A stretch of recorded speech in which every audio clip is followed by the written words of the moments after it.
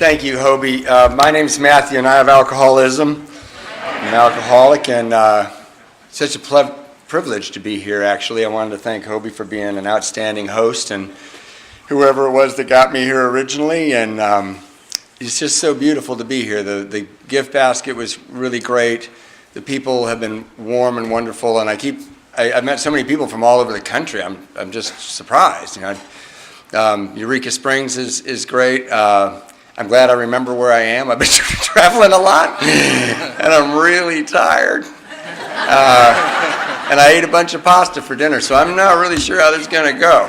But I heard earlier today that God's in charge, so I'm going to go with that. But no, the reason I say it's a privilege is because there's a line in the doctor's opinion that said, then the man asked for the privilege of sharing his story with other alcoholics, and with some misgivings we relented. And I never want to forget what a privilege it is to hear. I will say that I have a hard time conveying what happened to me in Alcoholics Anonymous, and I think that's my task.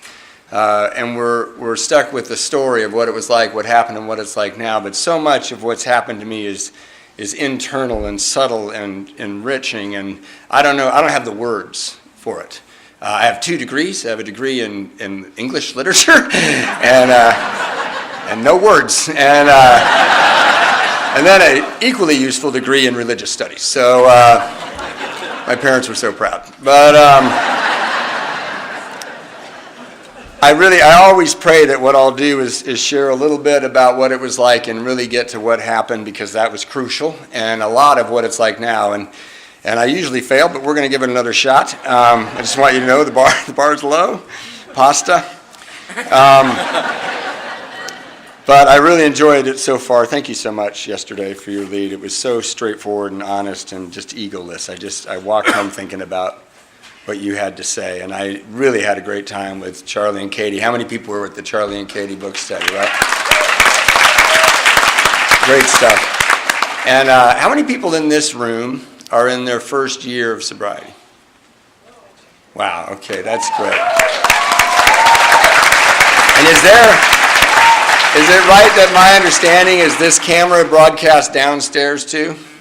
So shout out to the people downstairs. How many people in that room are in their first year of sobriety? You don't need to raise your hand. But my sobriety date's May 16th, 1993. And my home group is, applaud for God. Like I did that of my own volition. And my home group currently is the Fox Island group, meets on Mondays and Thursdays in Fox Island, Washington.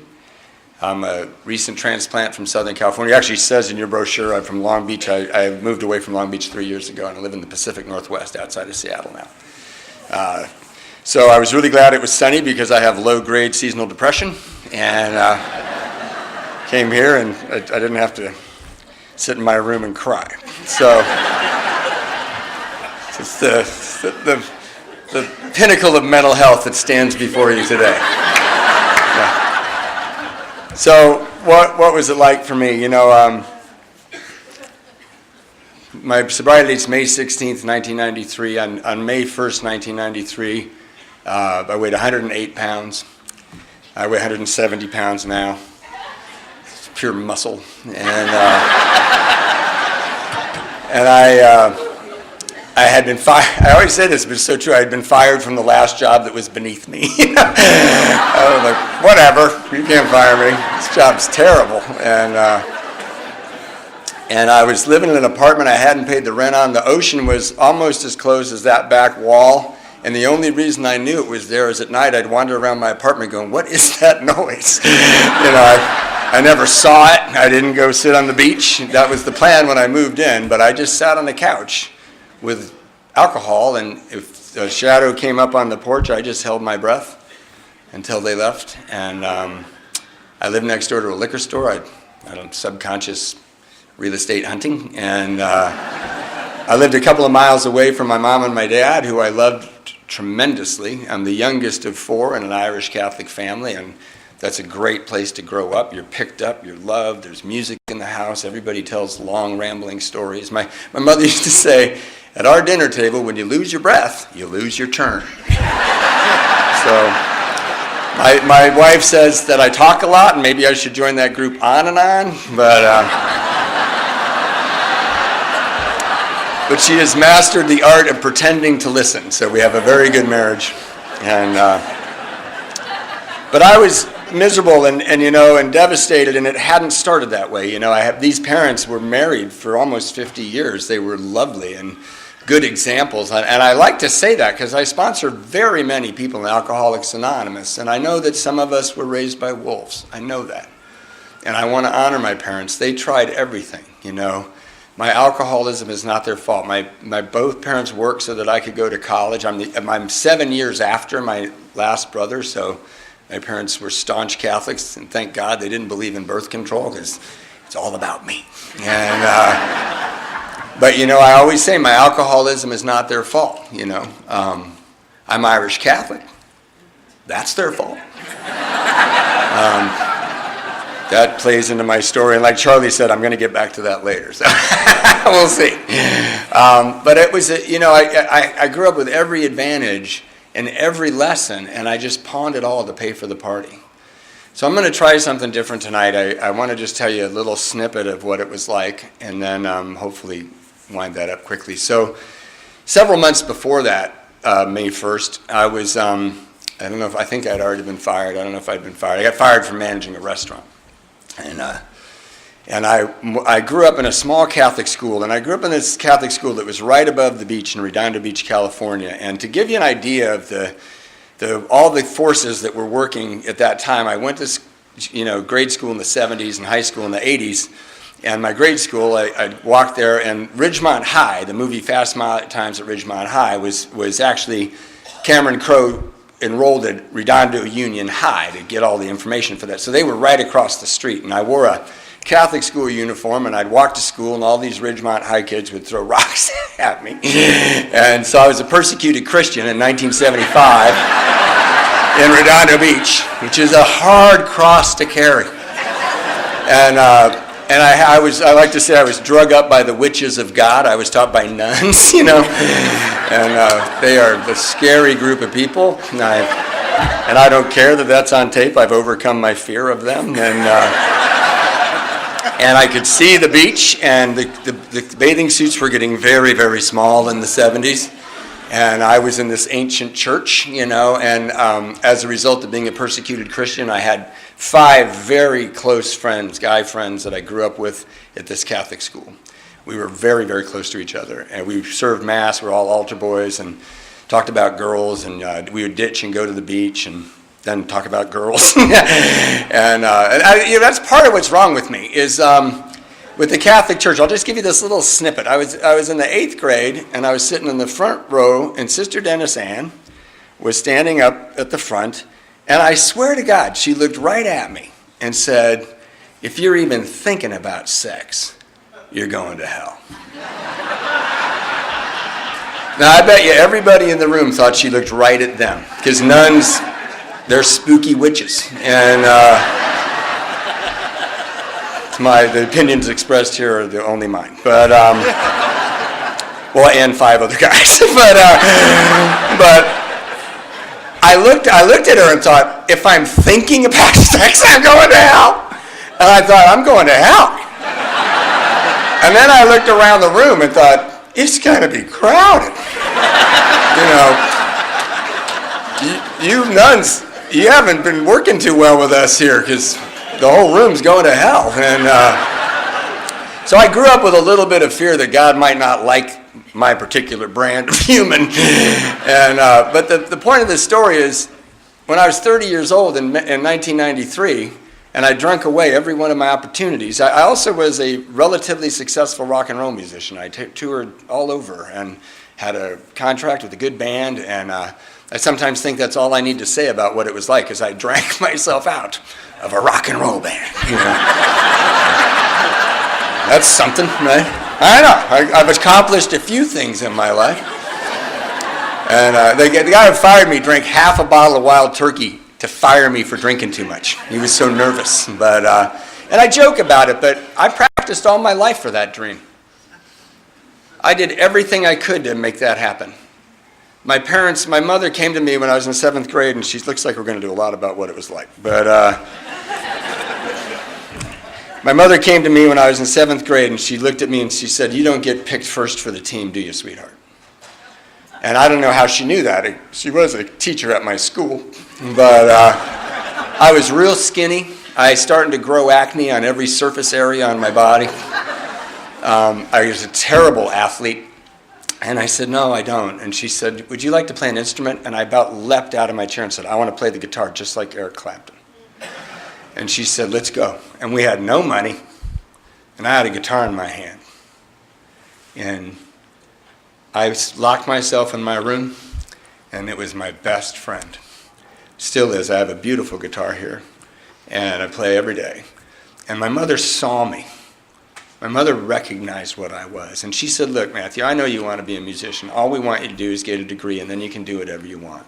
And that's what I did. I only got a religious studies degree because I went to so many religious studies classes. My counselor called me and said, "Do you know you have a minor in religious studies?" I said, "Really?" "Yeah, no, I just really like those people." And I was thirsty. I had a hole in me. I went to the seminary in 1977 just to see if I wanted to be a priest. Okay.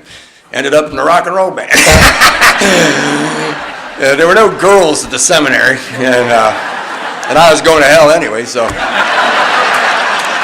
But I have been digressing and digressing. So in May of 1990, or not May, a few months before that, in 1993, one of these 5 guys, there were 6 of us all together, was getting married, and he invited me to his wedding, and I was a mess. I didn't know that I was that skinny. I just was a mess.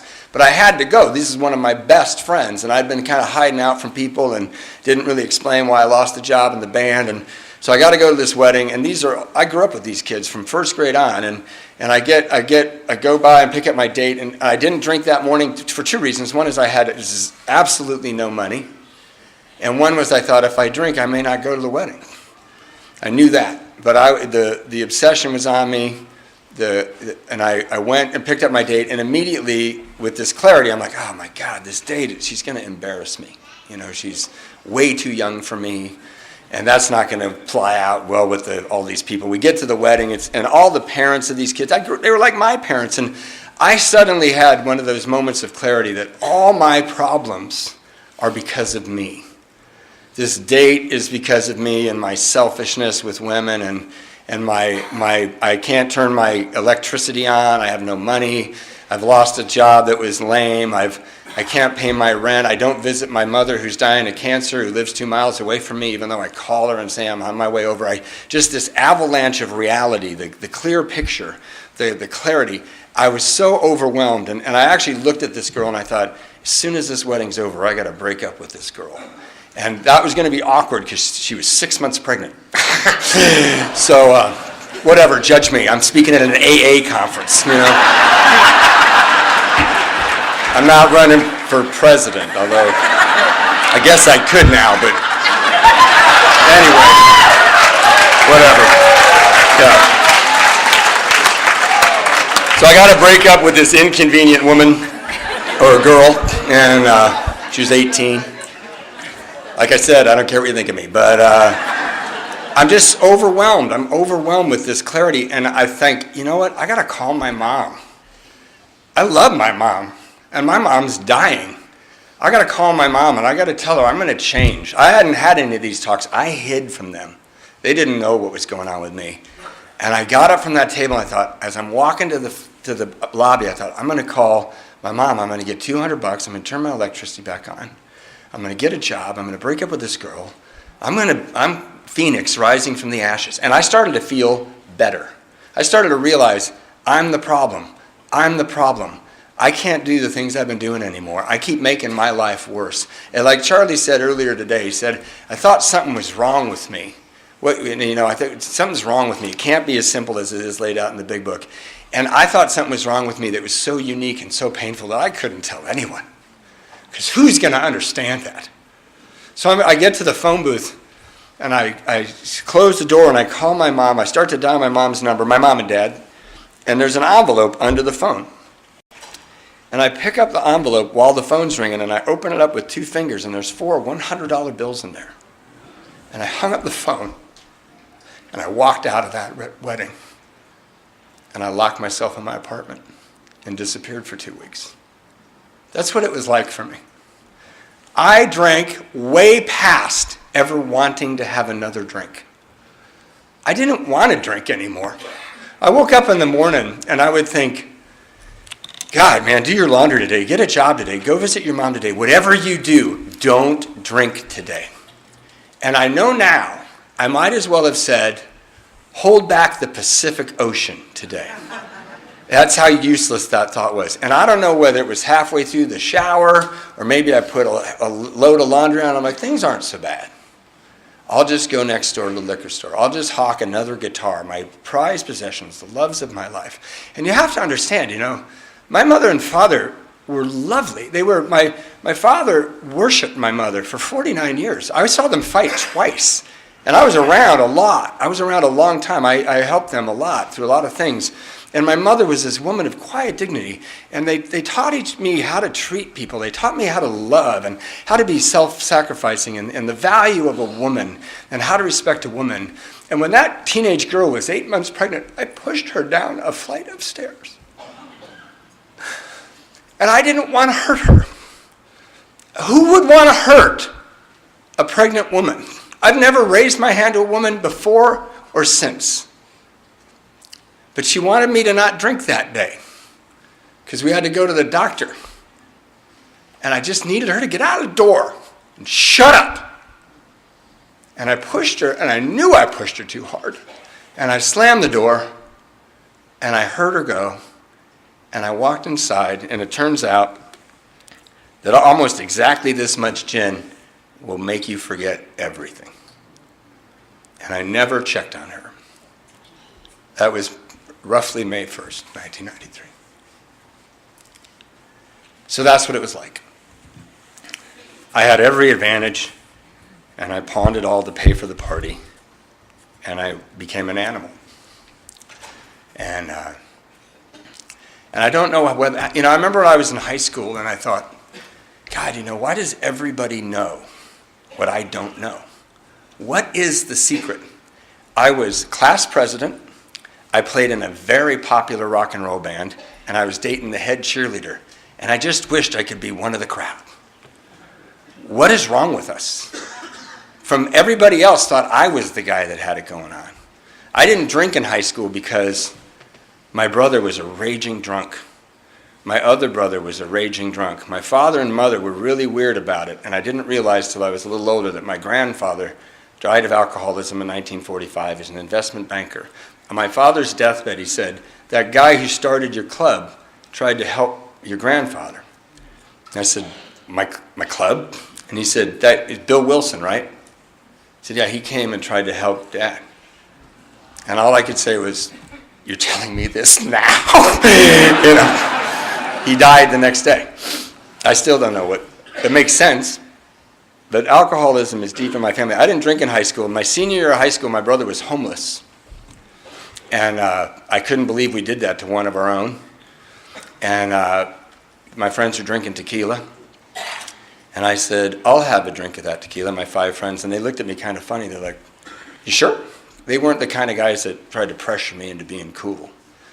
And I said, yeah. And they gave me the shot of tequila, my first drink. And only you understand what happened, right? It went down my throat into my soul. And my chest got light. And I heard somebody describe their first drink this way a few months ago. He said, my self-centeredness disappeared. I thought that was such an interesting thing because all of a sudden I thought, I'm kind of funny.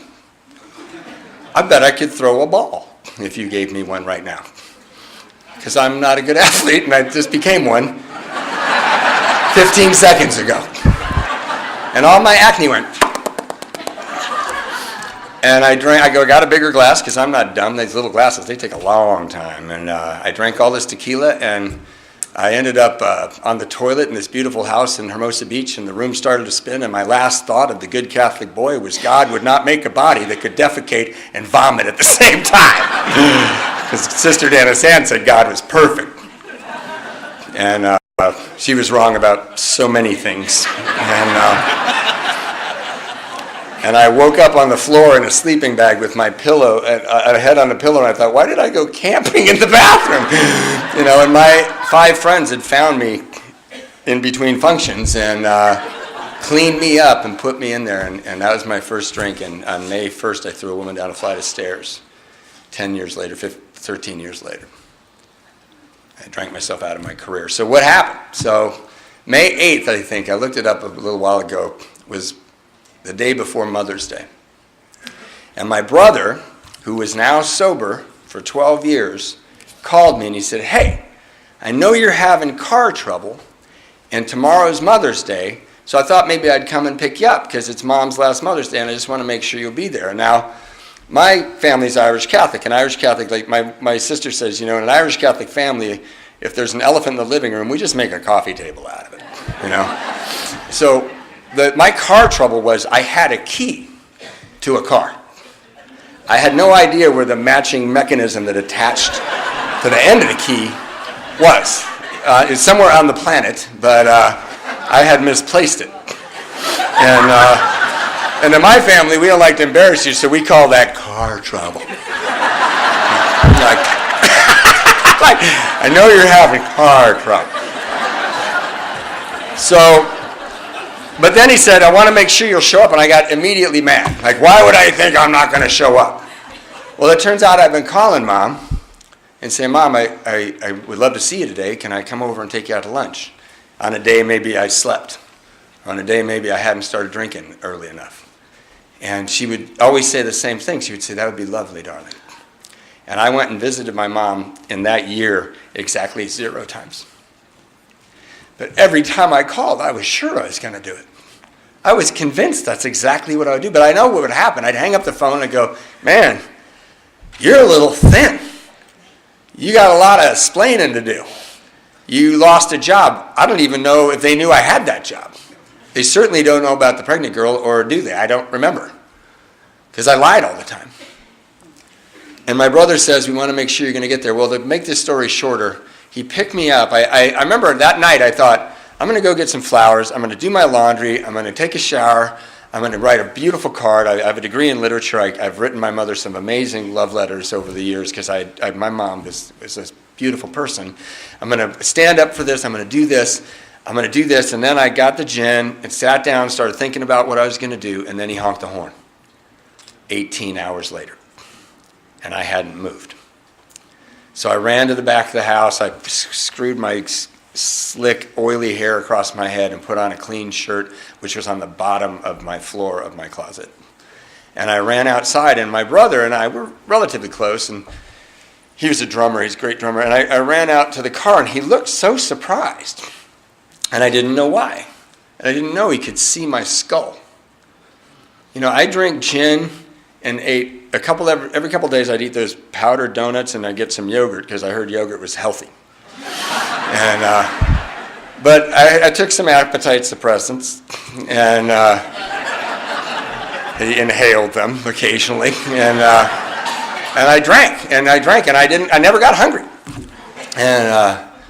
And he looked at me and he just was so surprised. And then I went and I ruined Mother's Day. Ruined it. I don't know what I did. I remember how they looked at me. And I remember my brother going, we need to go. And I remember the horror on their faces. And, I've had some moments of bitter and incomprehensible demoralization. But the day my family looked at me like there was no love left was the loneliest day of my life. I called my sister. She's my best friend today. My parents have died. And I asked her, about 3 years ago, I'm almost sober 25 years, I said, what happened on Mother's Day? And she goes, oh, please don't ask me. You were vile. Why would I do that?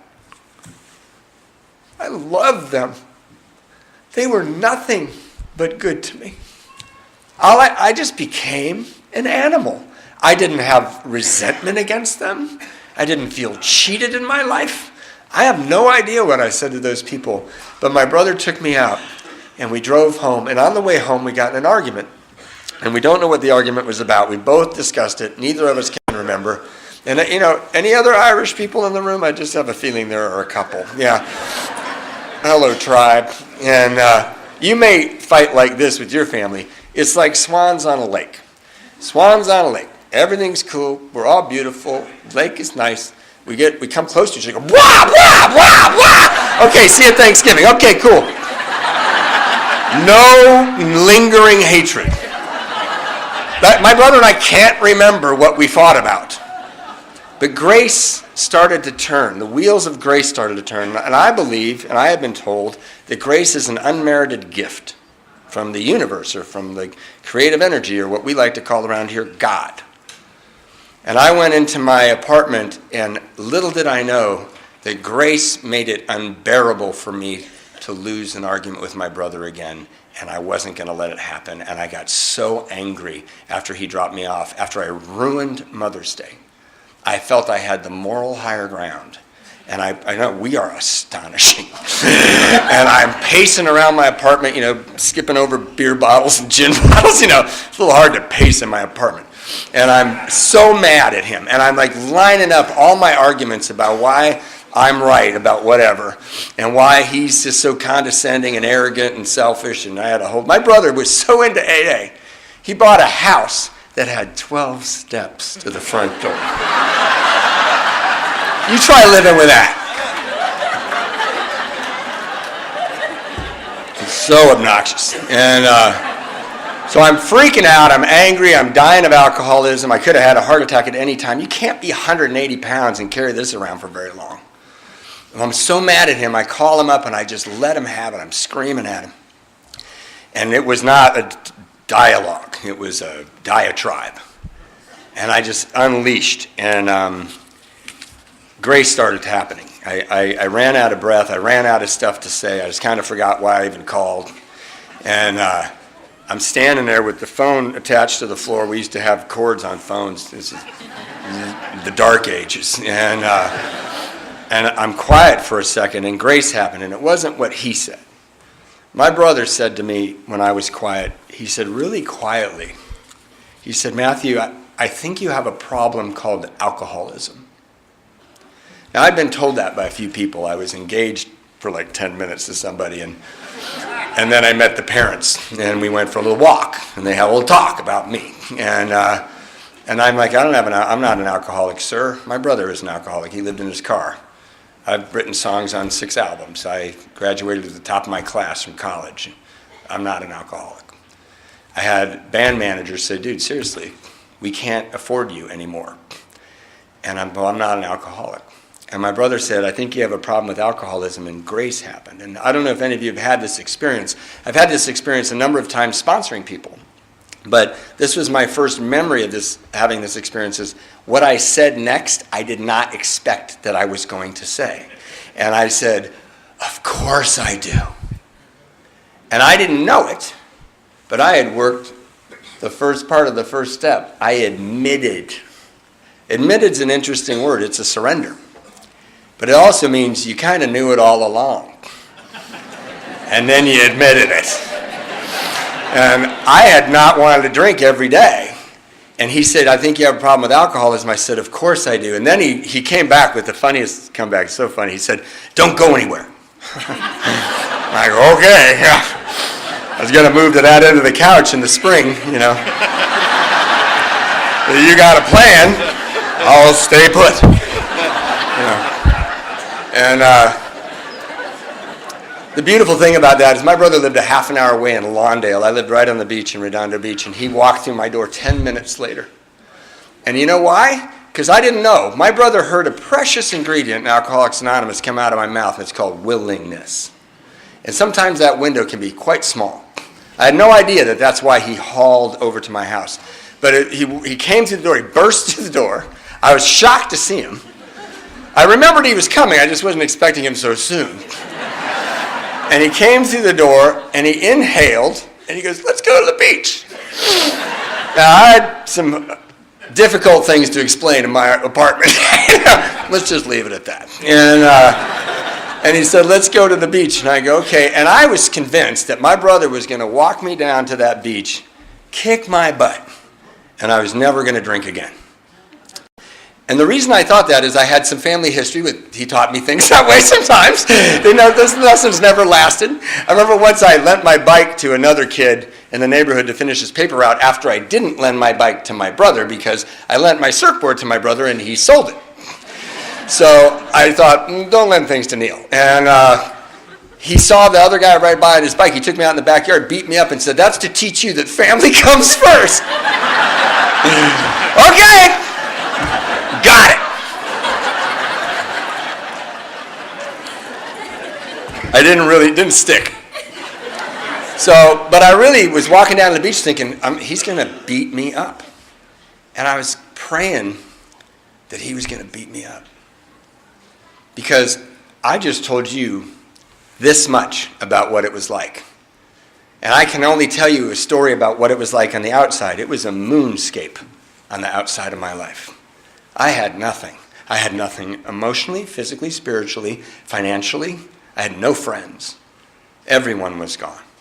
I had a teenage pregnant girl who for some reason thought I was okay. And I owed everyone money. I had warrants out for my arrest. I just wished he would turn around and knock me out. Because I was so filthy inside that I had a problem that I thought was so unique that I couldn't tell anyone. It's the loneliest place on earth. And he didn't do that. My brother was a solid member of Alcoholics Anonymous. He took me down to the lifeguard stand, and I started smoking and shaking, and I'm looking at him, and he's looking at me, and he's looking over my head, and he's looking at me, and I always try to tell this exactly as it happened because it's very important. He looked down at me, and he started talking to me about how he felt when my mom and dad kicked him out of our house when he was 18. And I remember that day because I was 11 years old, and I was scared because I didn't think we did that to our own. But I had seen, he'd wreaked havoc on us. He'd stolen everything, he'd broken everything, and my dad used to wake him up for school and there'd be girls in his bed. Yeah, sometimes plural. He was my hero. He just forgot they were there. And had to go to school now, and it was a mess, And he started talking to me about how he felt the day we kicked him out. And I started listening. And then he started talking to me about how he felt the day his wife and son kicked him out of their house. And I remember that day because I was 14, and he called me, my cool brother that played the drums and looked like Paul McCartney, called me because he had no one left. And he called me and he sobbed from his guts. And I said, Neil, maybe you need to stop drinking. And he said, you don't understand. And I didn't, because I hadn't had a shot of tequila yet that made everything okay. And then he started talking to me about how he felt when he lived in his car. And when he lived in his car, I was 17 and 18 that year. And I had played in a band at school, a rock and roll band that rehearsed at school. And I'd asked my dad, can I borrow your car so I can take my equipment and go to school, and then I'd drop my equipment off, drive home, and walk back to school. But what I really did is I got up a half an hour early, and I went looking for my brother. And he had a 52 primer gray Cadillac with fins that he later referred to as his newcomer apartment. And if you're going to live in a car, it's like a 2-bedroom condo, that car. I snuck into the drive-in in the trunk with 4 other people a number of times. It's a giant car. And I would go up to his car, and if he was breathing, I'd just walk away and get in my car and go to school. If he was not there, I'd leave a note, I love you. We didn't have cell phones. I love you, Matthew. I never talked to him. I was forbidden to see him for most of those years. And right in the middle of this, I'm sitting on this lifeguard stand, and my brother is describing to me exactly how I feel sitting on that lifeguard stand. And I was dumbfounded and disarmed by that. He did something that is described in the chapter Working with Others. He said, tell them a little bit about your own story and win their confidence. And I want to tell you how grateful I am. Because my brother's punched me in the face many, many times. My brother's thumped me on the chest and called me stupid. And I've been around AA for a long time. I've been in a gazillion meetings. And I've heard people say, well, my sponsors thumped me on the chest and called me stupid. And I'd like to say out loud in front of everybody, that's not Alcoholics Anonymous. It's super clear in that book. We never talk down to an alcoholic. They tried a lot of stuff that didn't work. Now, do you need to have the convictions, your convictions? Yeah. Do you need to tell the truth to people that don't want to hear it? Yeah. You don't need to call them stupid. And my brother looked at me as a suffering alcoholic. He didn't look at me as his punk brother who was ruining, the family tree. And I'm so grateful. And right in the middle of this, I realized I'm out of cigarettes and he's still talking. So I would like to say I had a surrender. I had more of a let's negotiate a treaty because I got to get out of here, So I threw up my hands and I said, man, you're right. I need to go to AA. And my brother goes, what? No. The Buddha disappeared. And my sarcastic older brother appeared and he goes, dude, you're not going to AA. You're going to a hospital. I looked him right in the eye and I go, man, I can't do that. I'm busy. Anybody else busy? And then I go, how long? And he goes, 30 days. I'm like, Jesus, that's drastic. I'm like, like Charlie said it today, like, Fred, that seemed drastic. I'm putting a gun in my mouth at night. I don't have a job. I can't hardly live on what I'm giving my body. But 30 days? Let's negotiate, And he totally ignored all that. I'm busy. I joke about that, but I used to say, what was I thinking? Like, hey, man, who's not going to pay my bills? Like, who's not going to answer my phone? That's the phone I don't answer. What the hell am I thinking? I'm thinking I don't want to go anywhere for 30 days. And we walk up to the apartment, and that's when he turned to me and he goes, hey, do me a favor, man, don't die. And I remember thinking, why would he say that? And I thought he knew I put a gun in my mouth. Not every night, just the party nights, when everything ran out. And I'm sitting with myself going, man, I didn't make anything better today. I'm going to be a father in a way that I can't imagine I'm going to be a father. I say awful things. I'm sorry. I wanted you to know the truth about me, but I got this waitress pregnant at this restaurant I managed, and if you lined up the waitress and said, which one do you not want to get pregnant, I would say, not her. I know, you're about to hate me more, but in my mind, it's like that 18-year-old girl is very selfish and self-centered. And this 31-year-old guy doesn't want to have her intrude on my life. So I wasn't really great about all that, and my brother said, don't die, I'm going to get you into a hospital, and he went away, and I spent a couple of days getting ready for rehab. I'm not a slacker, and high achiever. And then I got real drunk, and I passed out on May 15th at night, and apparently I passed out standing up, because one way you know that is your head really hurts in the morning. And I landed on a Big Gulp, and to this day, it's like the Big Gulp from Mars, because I live like 5 miles from 7-Eleven, and I didn't go 5 miles outside my front door. I have no idea where this Big Gulp came from in the middle of the night, but I know it was there because I passed out on it. And the phone rang. I landed right near the phone. Grace. And I turned and answered it because it was loud and obnoxious, and I thought it was my brother. And I was ready for rehab, and I pick up the phone, and it was this woman, and she said, hey, we've been looking all over for you. Your daughter was born, and we couldn't find you. And apparently the phone had been ringing, and she said, can you come to the hospital? And I'm just waking up, and I'm hung over, and I go, yeah. Like, I'm not thinking, right? My sponsor calls it lizard brain. I'm on to the next thing, and I have next tax, selfish tax that does for me.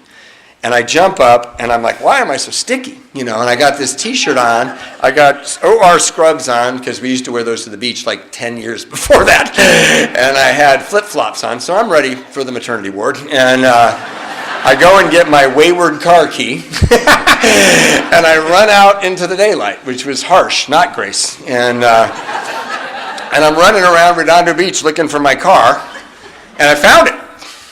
Grace. Honestly. And there were tickets on it, and in Redondo Beach, they tow or boot. And I had no boots on the car. I had tickets. I threw them in the back seat with her cousins. And And, Charlie and Katie really went over selfishness and self-centeredness. And this was an example of self-centeredness. Not selfishness, self-centeredness. I started up that car, and I drove directly to the hospital where I was born. Because that's where babies come from. Right? And they weren't there. And the poor blue-haired lady behind the counter with her candy striper outfit's like, you can yell at me all you want, sir, they're not here. And, the Pirates of the Caribbean skeleton is screaming at her, So I go outside, and I put my head on my steering wheel of my AMC car, high achiever, and I started crying. I thought, man, you're such a loser. You can't even do this right. Why don't you go back to plan A and go shoot yourself? And I got to tell you, it sounded kind of appealing. And I started up the car, and that car used to jerk when you started it up, if it started. And it jerked, and the name of the hospital came into my head. Grace. Changed my plans. I drove to the right hospital. I don't know why these things happened that day. I ran up the stairs. I don't know why I wouldn't take the elevator. I ran up the stairs, and they gave me the number of the room. And I have 2 degrees. And why do they number rooms in hospitals like you need to go back to college? 17-3AB. And so I'm looking, lizard brain. I got to find the room. I'm looking. I'm lizard brain. Where's the room? And I'm not thinking about what I'm about to go do. And I walk through the doors of this hospital room, and there's Anna. And the last time I saw Anna, she had terror on her face. And she looks up and sees me, and she's so happy to see me that I feel like I'm going to throw up. And I don't know if any of you have ever seen a woman who just had a baby, but they look like the Elephant Man. They're like, and their boobs are big, but it's weird, like they're weeping willows. And she had long, curly red hair, and it was matted to not an animal. And she's coming at me.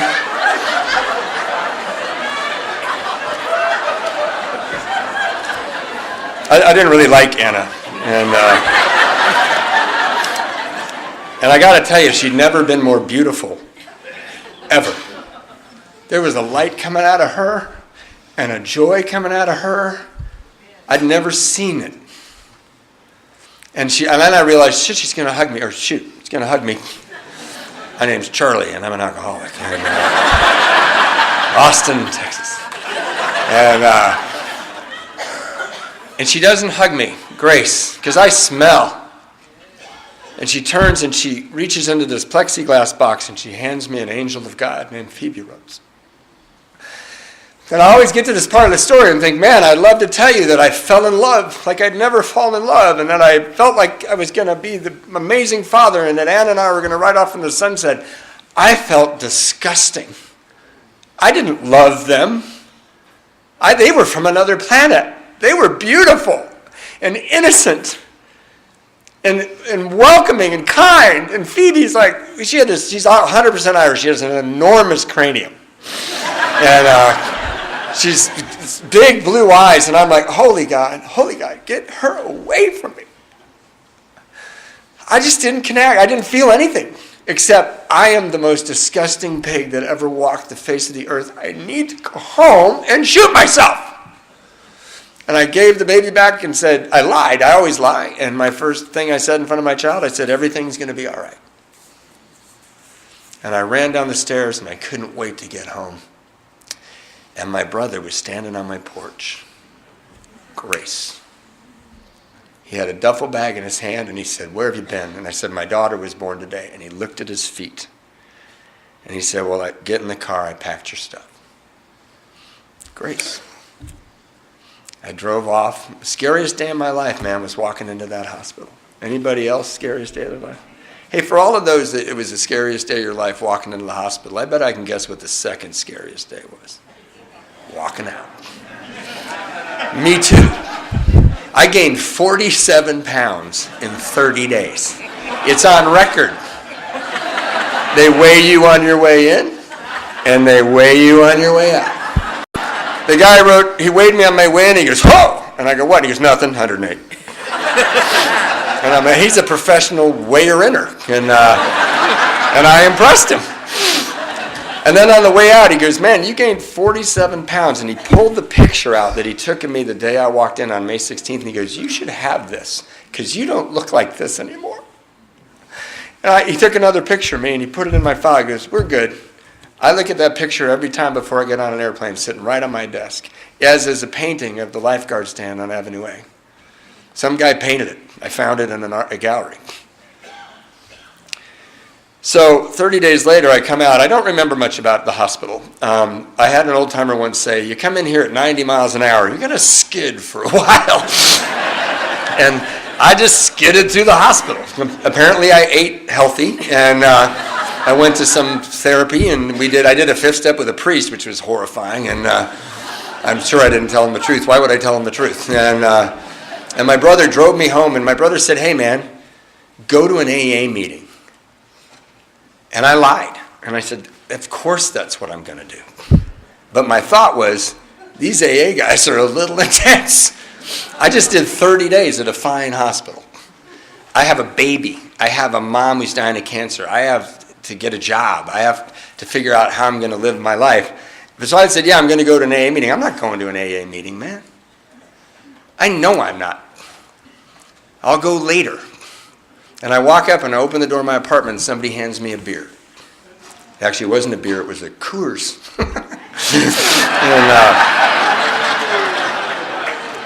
It's making love in a canoe.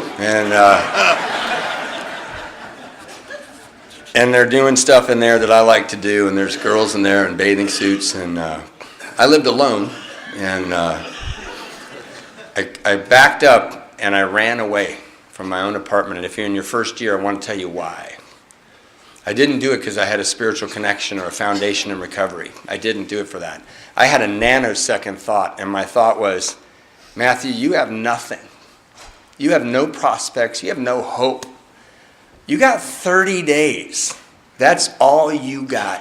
And I got to tell you, after a couple of days of not drinking, I really liked it. I liked knowing what I was thinking. I like sleeping at night.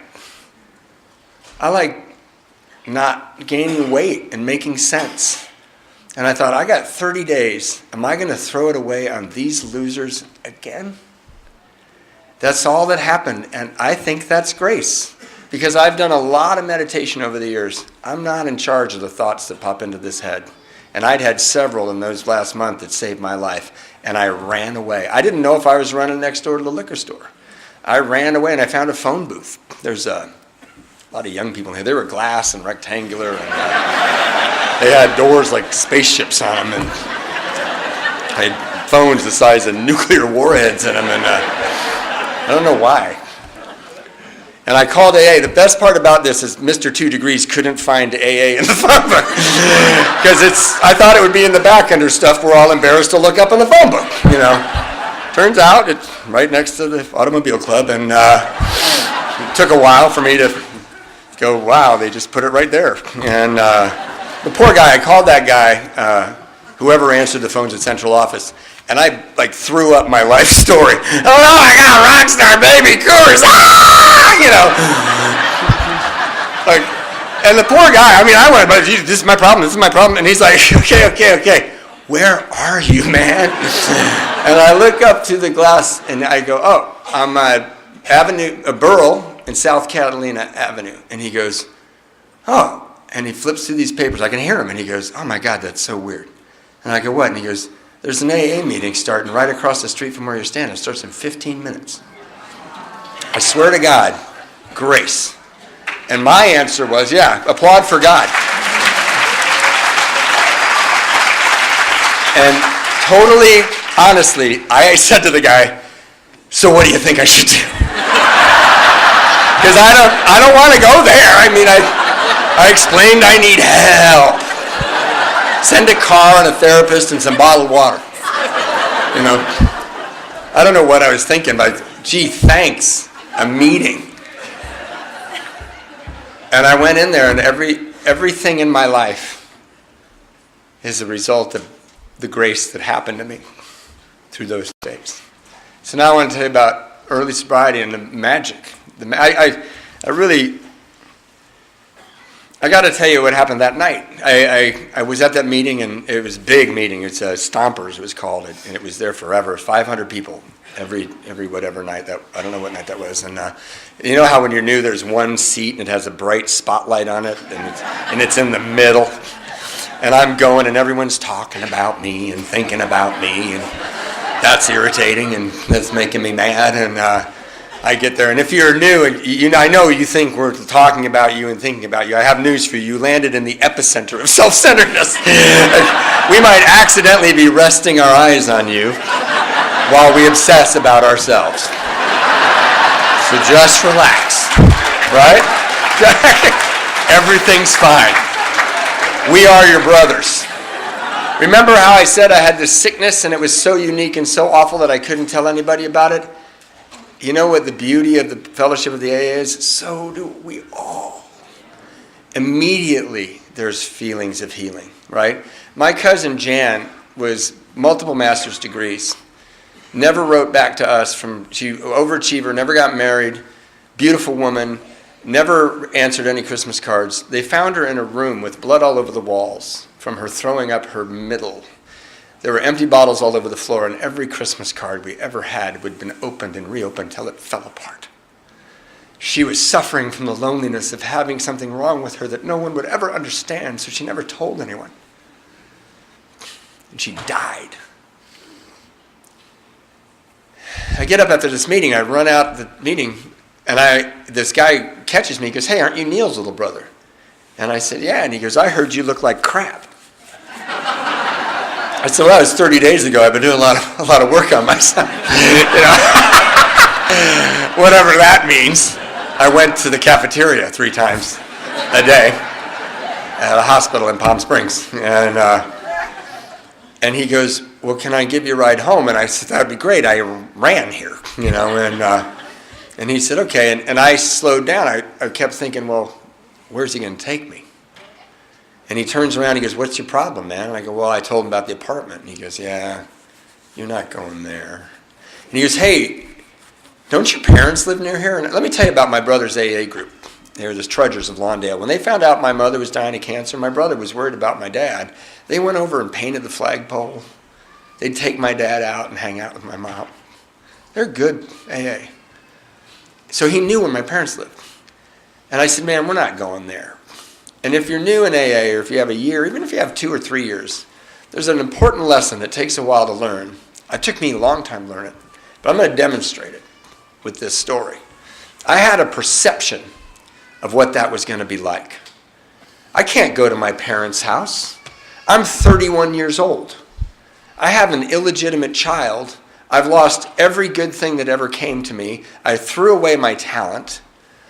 It would be humiliating for me. It would be the worst possible thing. My mother and father love each other. They've been married at that time for 45 years to each other. My father is a mighty hero. My father fought in the Battle of the Bulge. My father liberated Dachau. He's a Bronze Star from World War II. He's the strongest, mightiest man I ever knew. My mom is the kindest, most gentle person I've ever met. Their loser son is not showing up on their porch and embarrassing and humiliating them. It would be awful for them. They have a lot to deal with. Let's not burden them again tonight. That's my perception. So the guy dropped me off at my parents' house. Because you don't listen to newcomers, it turns out. And, the detail of this story that I very rarely talk about, I walked up on my parents' house, and he drove away. I had nowhere to go, and I wanted to run away. And I looked down on the porch, and there was a guitar pick. And it had to be mine. And I must have dropped that a couple of years ago. Maybe 3 years ago.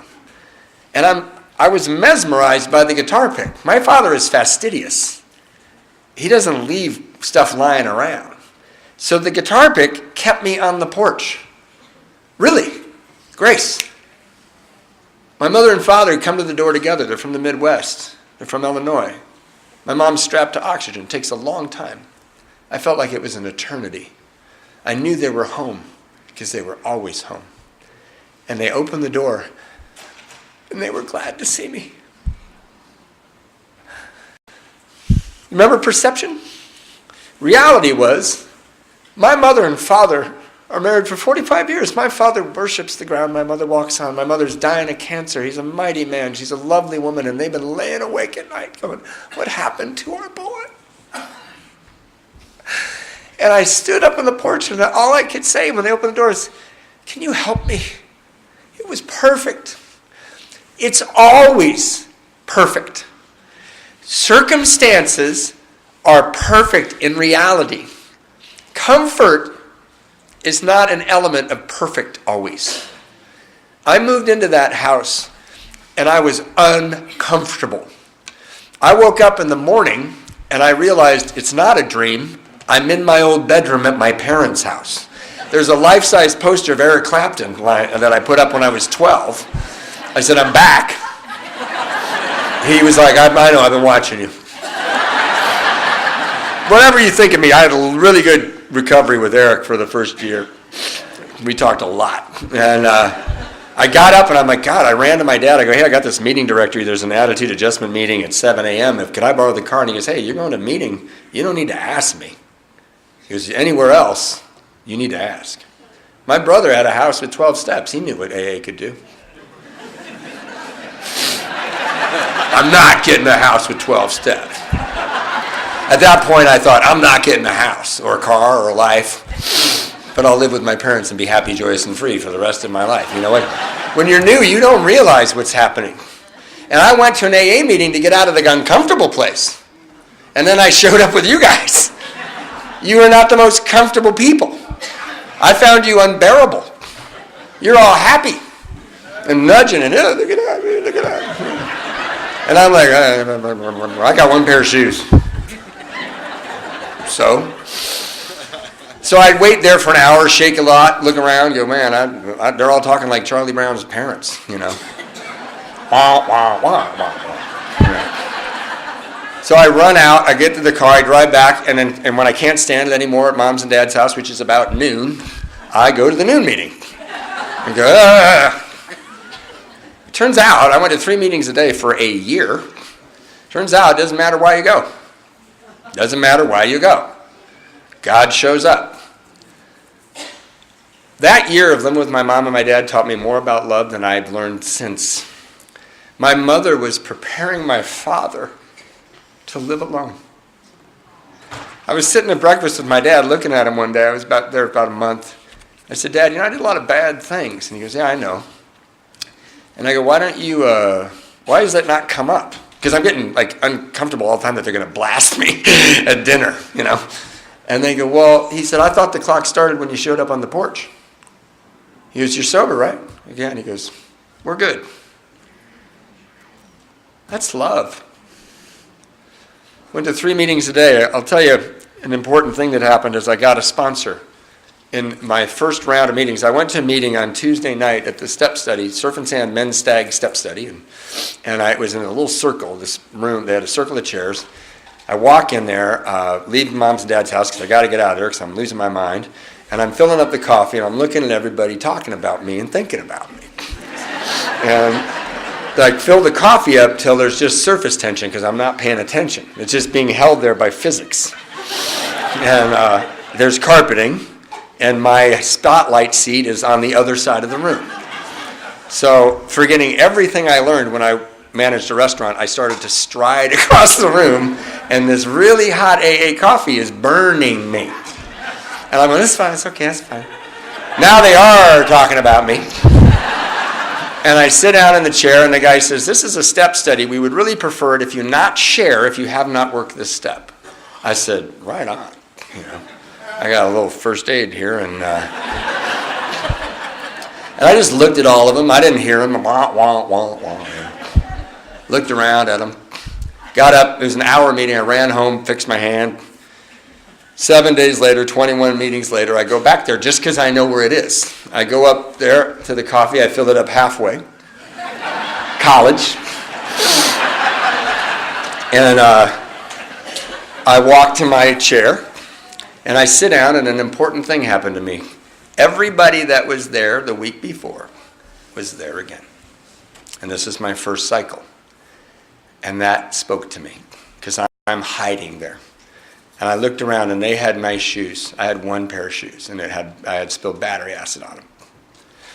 I later found a pair of brown Hush Puppy shoes in my closet, which were super cool. And I looked around and this guy started laughing.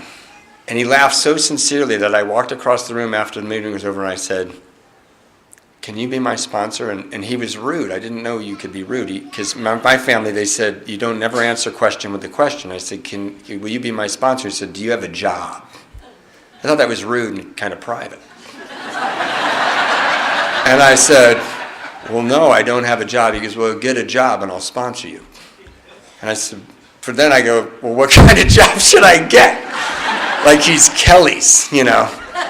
And he goes, "The kind with a paycheck." Which was cool because that opened up the field, you know. And I got this job from midnight to 4 in the morning stacking newspapers on the loading dock, and it was not beneath me.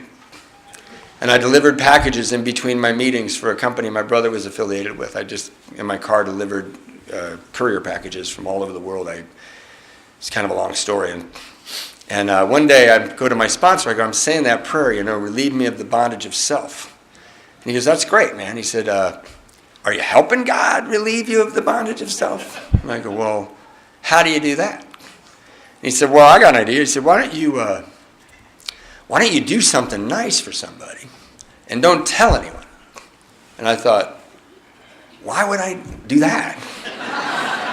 It would be like it didn't happen. And Jay, my grand sponsor, once said, "You're an extrovert." And I go, "Yeah." And he goes, "You know what an extrovert is?" And you know what? He goes, "He thinks if you don't talk about it, it didn't happen." And I hated him ever since for saying that. So I go, okay. So I walked into this meeting, Monday night men's stag meeting in Hermosa Beach. It's been my home group for years. I moved away, but I had 100 guys every Monday night. Bill Cleveland, my sponsor, Jay Stennett, his sponsor. I sponsored half the room at one time.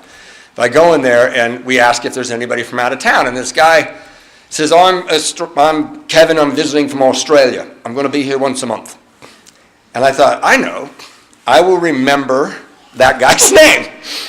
And I'll be relieved of the bondage of self, you know, through my great altruistic acts, you know. And I'm not kidding, I thought that. And so I go to the meeting. I'm going to all these meetings. A couple things happened that were interesting. One of the things that happened was I didn't like the 11th step when it said, "Prayed only for knowledge of God's will for me," because I'm Catholic and I know God's will for me because Sister Dennis Ann told me. And by the time I got here, all those things, I'd really earned a place in the hot place. And so I said, "I don't like this step," to my sponsor. I go, what does it mean? And I said, "I know God's will for me." And he goes, "Just don't think about it that much." And I go, "But, I'm doing my amends and I'm going to all these panels with you and I'm really, life's changing, but I'm not going to do that." And I'm not sure I had a problem with the God thing, or I didn't think I knew I had a problem with the God thing. I had a problem with semantics. But he said to me, when I brought it up again, he said, "I got an idea, Matthew. When the alarm clock goes off, that's God saying, get up." Right? And he said, "If Phoebe smells funny, I think God's going, hey, man, change the baby. If a bill comes in the mail and it says, pay this amount, that's God saying, hey, pay that amount." He goes, "Just do the next indicated thing. That's God's will for you." And I felt like my shoulders relaxed, And I think now my father's like, that was what made you understand how to grow up. My daddy taught me everything, right? I had somebody come up to me once when I told that story. They go, what's the alternative to the next indicated thing? And we all know, the grandiose plan. Not at all the next indicated thing. We're going to ignore all that and go around. Right? So I just did the next indicated thing, and 30 days later, Kevin comes back to the Monday Night Men's Stag. I run. It's like a dance, man. I'm knocking guys out of the way. I got to welcome Kevin back because I want relief from the bondage of self. And I run up to him. I go, "Kevin, welcome back to the greatest meeting of Alcoholics Anonymous in the world. You have landed in the epicenter of sobriety in Hermosa Beach." And he leaned back because he remembered my name. And I said, "Yeah, it must be hard traveling, and this is really a great meeting. You should get to know some of us. I'll give you my number." And he goes, You took the time to remember my name. He says, yeah. He goes, what do you do for a living? I go, it's not newspaper in London. Got 2 degrees. Did I mention that? And he goes, come outside with me. He gave me his card, and he was a vice president of an international airline. He said, get your DMV together, get a suit on, come see me on next Monday. I go, what time? He said, 9 o'clock. Okay. Wow. Grace, right? Now I found a pair of brown Hush Puppy shoes, and I got a black suit. I'm styling. And I go to the office on Century Boulevard, and I knock on the door, and he answers the door, and he looks at me, and he looks right at my shoes, and he starts laughing. And I'm like, why did I even come here? You know, I got my DMVs the size of a small phone book. You know, that's my Department of Motor Vehicles. I got arrested 3 times for 1 DUI. I have achieved a level of lame that some of you can only dream of, you know. Or I like to say a line I heard years ago, my ego would kill a lesser man, you know. And I love that line. So he's laughing at my shoes, and I want to run away. And then he goes, hey, hold on, I want to introduce you to our head of human resources. And this beautiful woman floats across the room from Hawaii. And she looks at my shoes, and her face gets tight. She's like,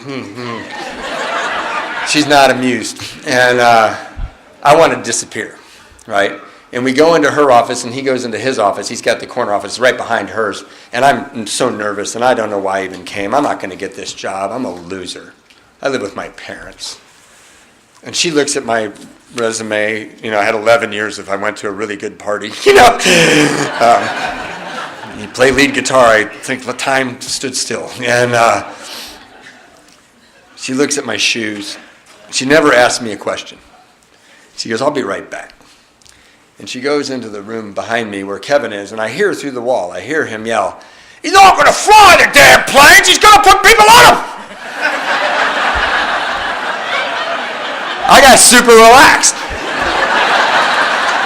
She's a little nervous.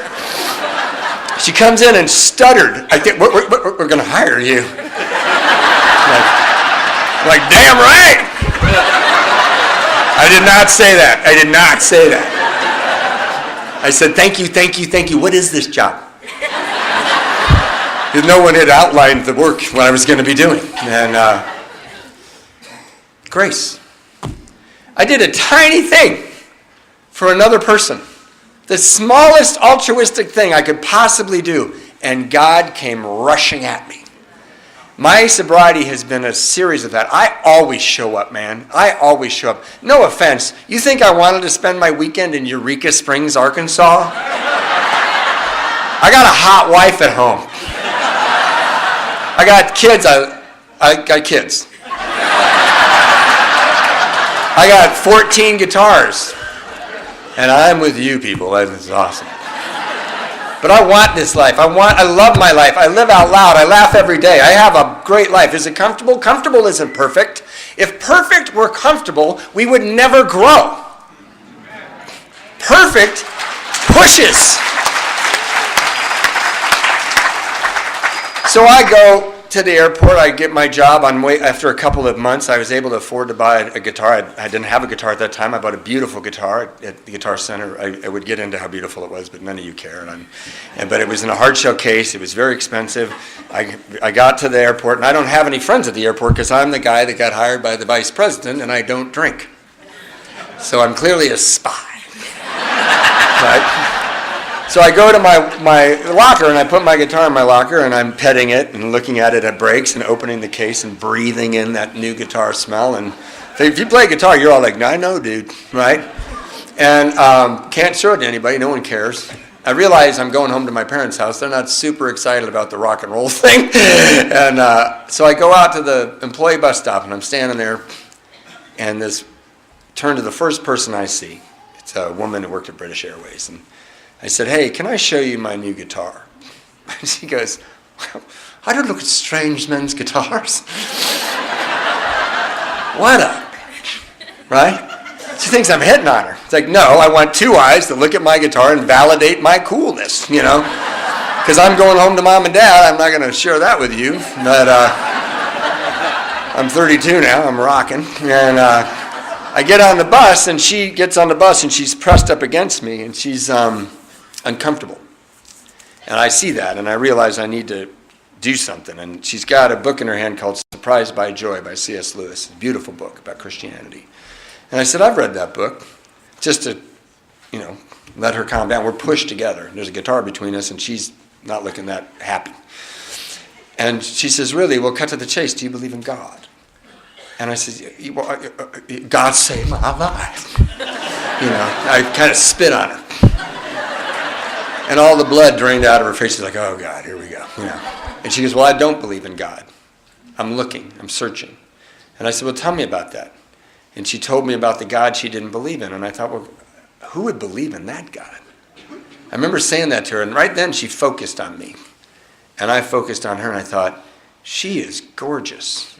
And I am relaxed. That's a spiritual awakening. I didn't start telling her I was an astronaut. I just do moonlight at the airport, but I'm really an astronaut. I just enjoyed talking to her, and I felt so comfortable. I got off the bus and I said, hey, maybe do you want to maybe have dinner sometime? And she did not think so. She's like, all right, look at my guitar. I've read that book. I have to wait for this bus every day. And I go, hey, no is a complete answer. And she kind of leaned back. I got self-esteem, man. Back off. I do panels. So I go home to my dad. He used to lay awake at night to talk to me about his fears. About my mom. Because I'm solid. I'm coming home every night. I'm working all these jobs. I'm laughing. I'm showing up. I come in and my dad wakes up and I don't want him to tell me how afraid he is again. I don't want him to cry tonight. And I said, hey, Dad, I met this girl. She felt like home, man. And I blew it. And he goes, really? And I told him about it. He goes, yeah, that story's not over. And I knew that I'd grown spiritually. Because I went to the airport the next day. And I didn't tell anybody she was a lesbian. Like, why would I? That's like her business, right? That's so her business. And I'm only half kidding, it's like, she didn't reject me, she rejected my gender, And I didn't really think about her. I thought it maybe like 100 times that day, not that much. And yes, she was working, and I'm across the counter hiding. So I run to catch the early bus, and she runs up behind me, and I can hear the high heels, and I'm like, oh, God, she won't recognize me. I don't have a guitar. And she taps me on the shoulder, and she said, I think I was rude to you last night. And I said, no, that's okay. And she said, I don't want to go out with you. I said, hey, you've been super clear about that. And she said, well, maybe we could have coffee and talk and miss this bus. And I thought, we're having coffee to make her feel better about how badly she treated me yesterday. I will take it. And we missed all the buses. 2.5 weeks later, she proposed to me, and we've been married for 23 years.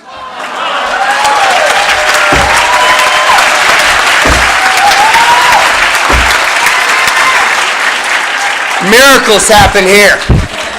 I converted a lesbian at a bus stop.